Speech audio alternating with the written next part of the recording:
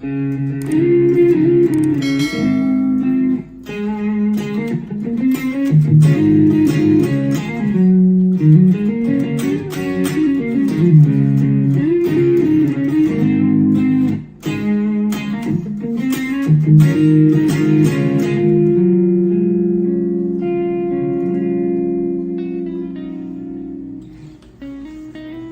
back mga brad, mga masters, kumusta?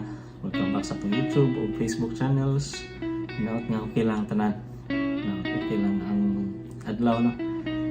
Atong topic for today is about what makes a good or great guitar solo or guitar line.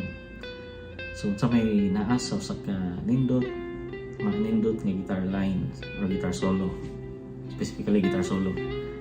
So kini nga subject is kuan siya subjective or nalisunon ni siya, pero ani lang ta sa kuano mas klaro na definition unsay nakapahatag na to og dakong impact nga sa atong hunahuna o sa atong kasing-kasing nga guitar line or guitar solo. Wala siya diri ta ana ta nga aspect no. So majority man nga guitar solo or guitar line atong duman is kana man no, nakahatag na itong dakong impact. So kana ta lahi po itong aside itong technical o scale approach ng mga guitar solo, pero kini nga aspect mo ni ang dakong impact ng mga guitar solo na to sa itong musikero, or even dili na to pagka musikero, even paano ordinary day na to duman na to ang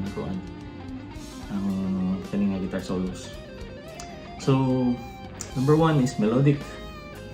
So sa guitar solo nga melodic, mas mulabaw gid ano kumpara sa guitar solo nga nagbase lang sa technicality and scale.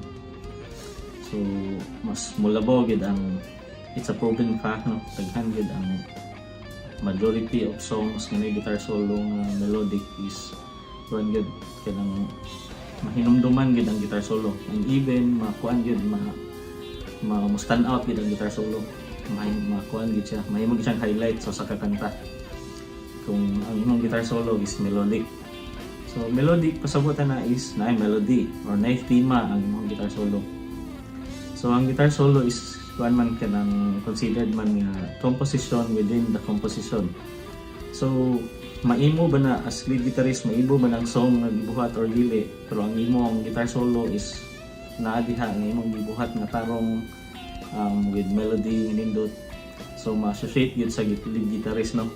Sa pag dili imong song imong gibutangan naay composer sa inyong song and ikaw naghimo sa guitar solo, ma-associate gyud sa lead guitarist, ma-appreciate gyud sa maminaw o ma-credit gid sa lead guitarist tungod kay ang guitar solo is considered as a composition within a composition. So kung mo din na dapat nato i-consider no magbuhat ta guitar solo, dapat more on composition type siya. Wala may maot sa pag-improvise, pero improvise with kuan lang, with kanang control, improvise with kanang artistic no, dili improvise for the sake nga ma-improvise ang linya.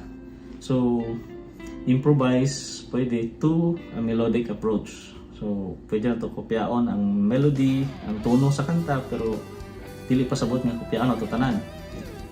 I-expand na to ang melody sa song atong buhatan o atong own lines. Pwede na to awaton ang first line sa melody, then atong expand into our guitar solo. Pwede na siyang approach no, mas nindot to na siya.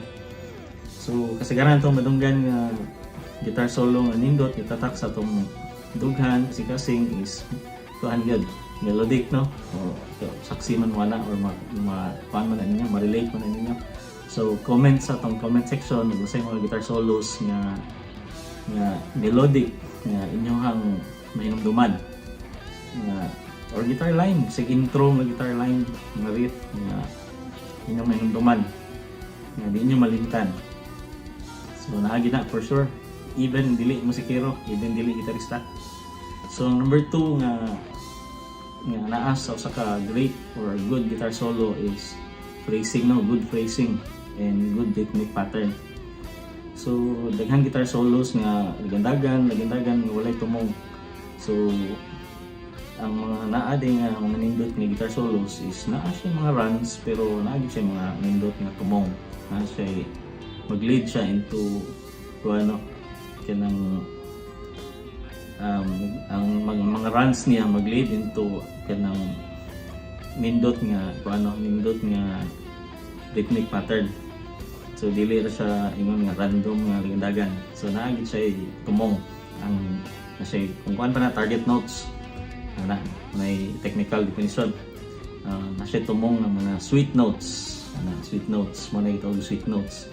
Na may mga runs pero mo stop gyud siya into target notes, into sweet notes. Mo na itawag mga sweet notes so saka ato pa nang expand no.